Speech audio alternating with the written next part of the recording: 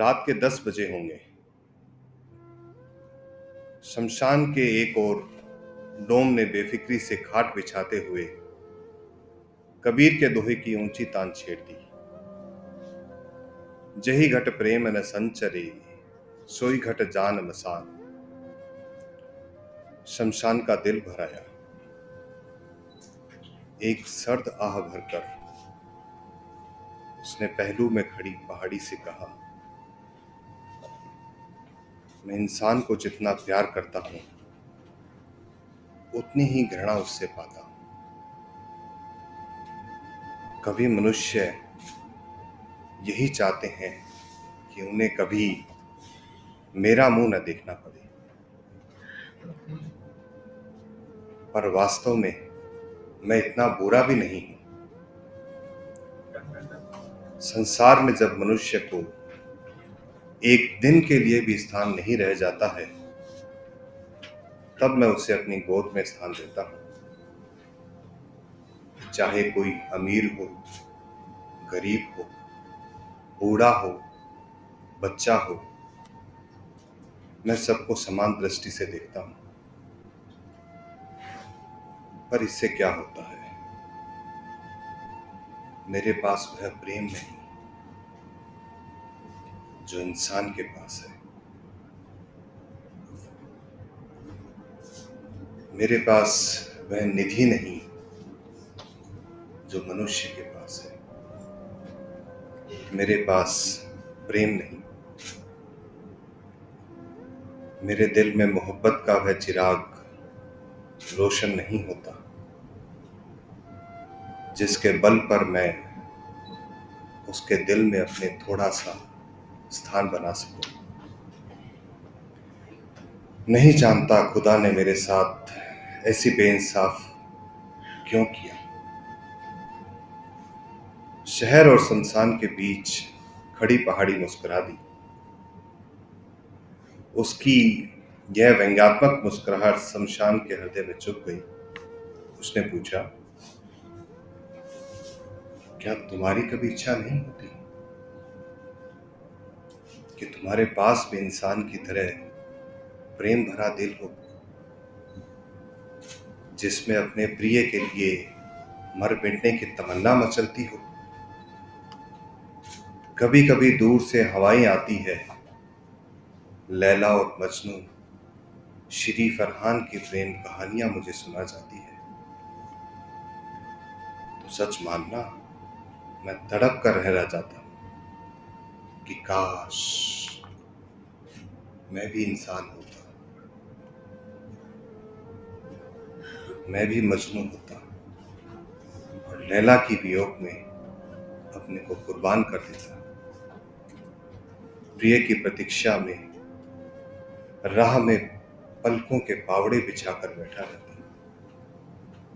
सावन की उठी घटाएं मेरे मन में हूंक उठती और बसंत की सुरमई सांझें मेरे मन में तड़प बंद कर रह जाती। प्रिय का जीवन ही मेरा जीवन होता और उसकी मौत मेरी मौत। पर क्या करूं, ईश्वर ने तो मुझे शमशान बनाया है, जिसके हृदय में प्रेम नहीं, स्निग्धता नहीं, सरसता नहीं, केवल धूं धूं करती आग की लपटें हैं। एक आंख से शमशान को और दूसरी आंख से शहर को और उसमें बसे इंसानों को देखने वाली पहाड़ी ने पूछा, बड़ी तमन्ना है इंसान बनने की? शमशान ने कहा, तमन्ना? मनुष्य के पास जैसा प्रेम में हृदय है, उसे पाने के लिए मैं अपने जैसे 100 जीवन कुर्बान कर दूं। पहाड़ी मुस्कुरा दी। इतने में ही किसी के करुण क्रंदन ने शमशान के शुष्क हृदय को दहला दिया। एक छोटी सी भीड़ किसी शव को लिए चली आ रही थी। उसमें एक सुंदर नवयुवक फूट फूट कर रो रहा था, मानो किसी ने उसका सर्वस्व लूट लिया हो। लाश उतारी गई। वह उस नवयुवक की पत्नी थी। युवक का क्रंदन शमशान के हृदय को भेद उठा। सारा क्रियाक्रम समाप्त कर जैसे तैसे उस युवक को संभाल कर वे लोग ले गए और शमशान सोचता रहा, कितना प्यार करता होगा यह अपनी पत्नी को। काश मैं भी किसी को इतना प्यार कर सकता। दूसरे दिन सांझ के धुंधले प्रकाश में शमशान ने देखा, वही युवक आ रहा है। उसके कल और आज के चेहरे में जमीन और आसमान का अंतर था। एक रात में ही जैसे बूढ़ा हो गया था। आंखें सूजकर लाल हो गई थी। वह पागलों की तरह लड़खड़ाता हुआ आया और अपनी पत्नी की राख बटोरने लगा। कुछ देर तक हिचकिचियां देता रहा और उसकी आंखों से निरंतर अश्रु बहते रहे। फिर जैसे भावनाओं का बांध टूट गया। वह सिर्फ फोड़ फोड़ कर रोने लगा और चीखने लगा, तुम मुझे छोड़कर कहां चले गई सुकेशी? याद है कितनी बार तुमने कस्में खाई थी कि जिंदगी भर मेरा साथ दोगी, पर 2 वर्षों में ही तुम मुझे छोड़कर चली गई। अब मैं तुम्हारे बिना जीवित नहीं रह सकता।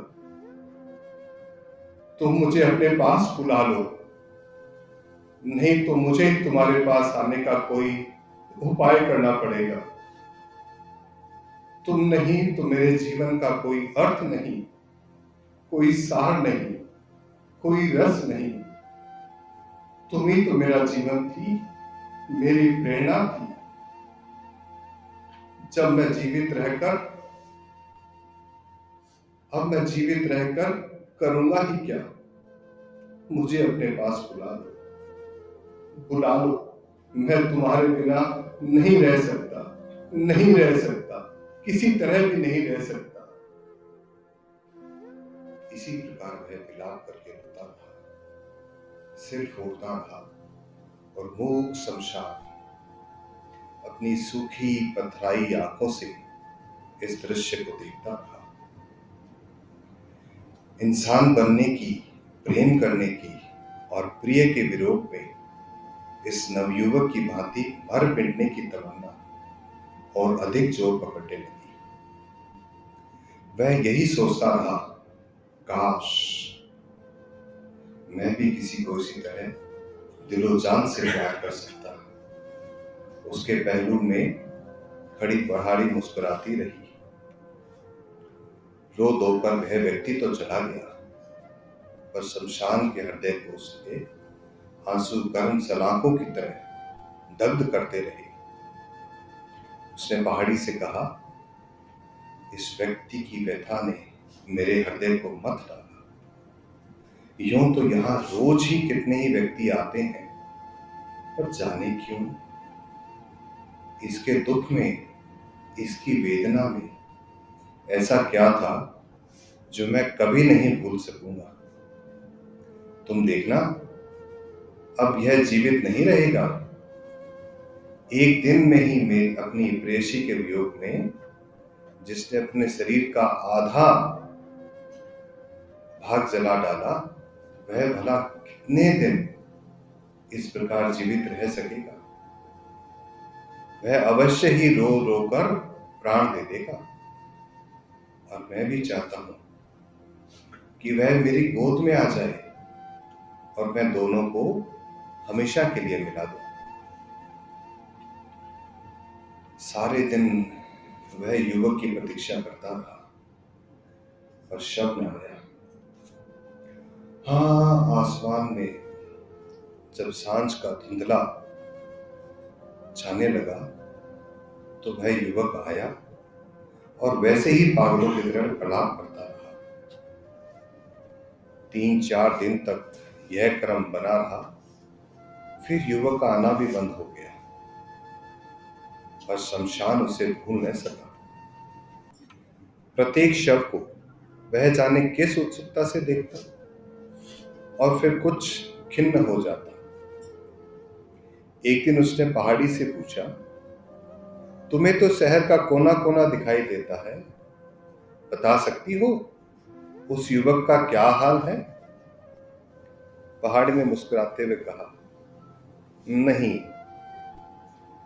शमशान ने कहा, मेरा अंतःकरण रह रहकर कह रहा है कि अवश्य ही उसने आत्महत्या कर ली होगी। वह शायद नदी में डूब गया होगा, या किसी ऐसे ही उपाय से उसने अपना अंत कर लिया होगा कि मैं उसकी लाश को भी नहीं पा सका। मेरी कितनी तमन्ना थी कि मैं उसकी प्रिया के साथ उसको रखूं। पहाड़ी ने पूछा, तुम्हें विश्वास है कि वह मर गया है?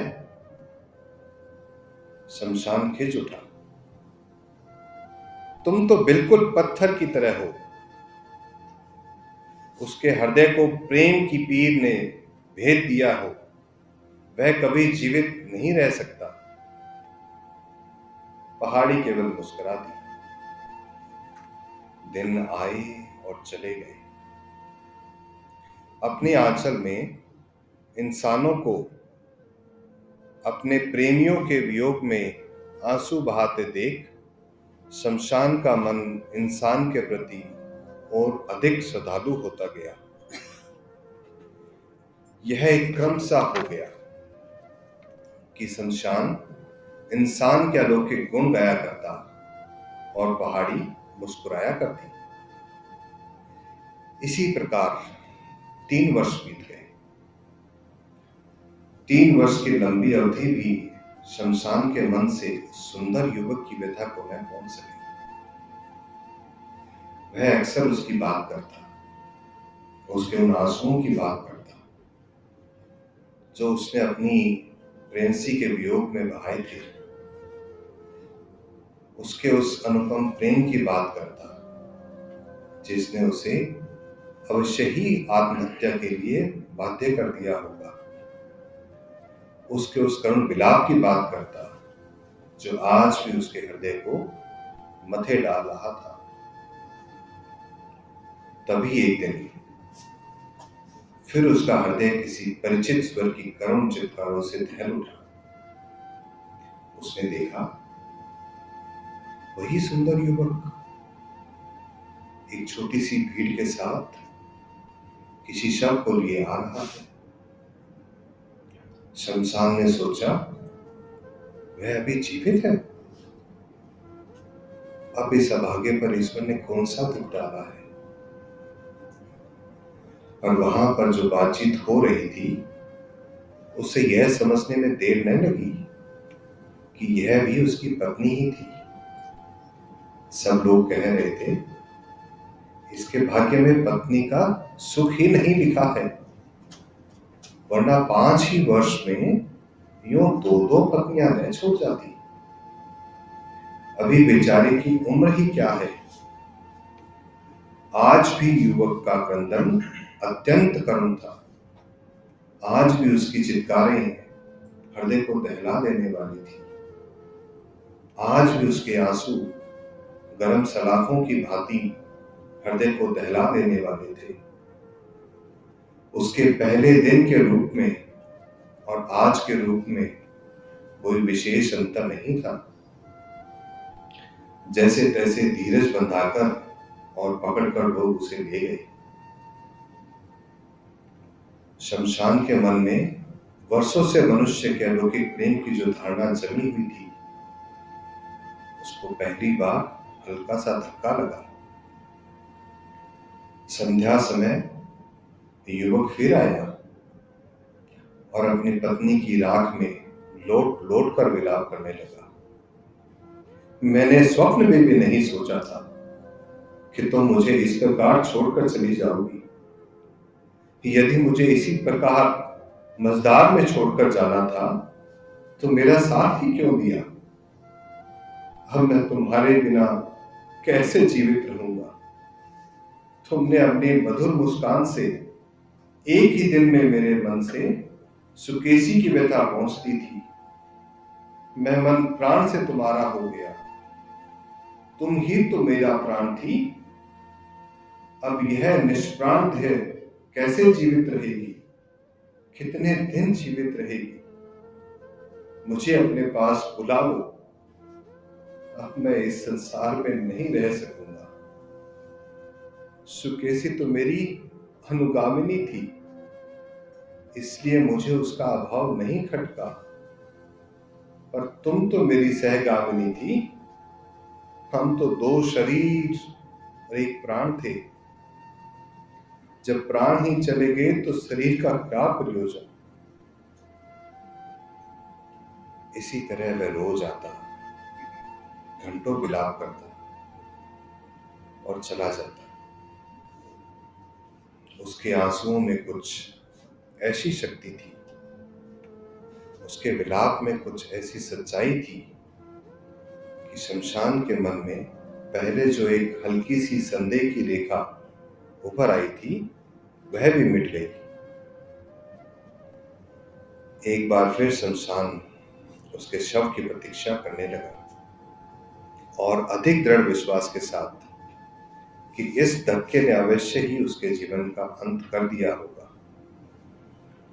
शमशान बराबर मन में यह साध संजोए बैठा रहा कि कब वह उस युवक और उसकी पत्नी को अपनी गोद में सदा के लिए मिला दे। ऐसा मिलाप जिसमें वियोग का भय न हो, बिछुड़ने की आशंका न हो, पर उसका शव न आया।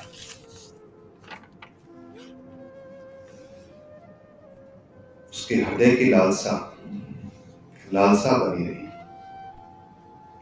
फिर वही ढर्रा चल पड़ा। रोज ही न जाने कितने शव जलते, मनुष्य रोते। शमशान मनुष्य के अलौकिक प्रेम के गुण गाता और पहाड़ी मुस्कुराती। अंतर था तो केवल इतना कि शमशान के स्वर में कुछ उतार आ गया था और पहाड़ी की मुस्कुराहट में व्यंग्य कुछ अधिक स्पष्ट और प्रखर हो गया था। 2 वर्ष भी नहीं बीत पाए कि शमशान के कानों में फिर वही परिचित स्वर सुनाई पड़ा और उसका सने का ठिकाना नहीं रहा। जब उसने देखा कि वह युवक इस बार अपनी तीसरी पत्नी के शव को जलाने आया है, उसने सोचा शायद बिना प्रेम के ही उसने मजबूरी में विवाह कर लिया हो।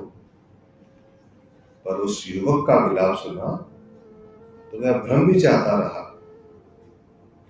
आज भी उसका क्रंदन उतना ही करुण था। आज भी उसकी चित्कार हृदय को दहला देने वाली थी। आज भी उसके अश्रु गर्म सलाखों की भांति दग्ध कर देने वाले थे। उसके पहले वाले रूप में और आज के रूप में कोई अंतर न था। उसकी बातें भी वही थी, केवल इतना अंतर था कि आज उसे अपनी तीसरी पत्नी ही सबसे अधिक गुणी दिखाई दे रही थी। वह दावा कर रहा था कि तीसरी पत्नी से ही उसका सच्चा प्रेम था। पहली 2 स्त्रियों का प्रेम बचपना था, नासमझी थी। पहली उसकी अनुगामिनी थी, दूसरी सहगामिनी थी, तो तीसरी अग्रगामिनी थी। उसकी पथ प्रदर्शिका थी, जिसके बिना वह एक कदम भी जीवित नहीं रह सकता। वही पुरानी बातें, वही विलाप, वही क्रंदन, मानो इसका भावना के साथ कोई संबंध ही न हो। कंठस्थ पाठ की तरह वह उसे दोहरा रहा हो। मनुष्य के अलौकिक प्रेम की जिस भावना को शमशान अपने हृदय में बड़े यत्न से सजोए बैठा था। उसका वही हृदय इस दृश्य से पत्थर हो गया। वह अवाक विमूढ़ सा देखता रहा। उसकी दृष्टि पथराई हुई थी। उसमें एक प्रश्न साकार हो उठा। पहाड़ी ने उसकी यह हालत देखी तो तरस खाकर बोली, सचमुच तुम मूर्ख हो। इतना भी नहीं समझते कि जो इंसान प्रेम करता है उसे जीवन भी कम प्यारा नहीं। वह प्रेम की स्मृति, कल्पना और आध्यात्मिक भावना पर ही जिंदा नहीं रहता। जीवन की पूर्णता के लिए वह फिर प्रेम करता है। जीवित रहने की ललक के चलते ही वह हर वियोग को झेल लेता है, क्योंकि सबसे अधिक प्रेम तो मनुष्य अपने आप से ही करता है। धन्यवाद। ये थी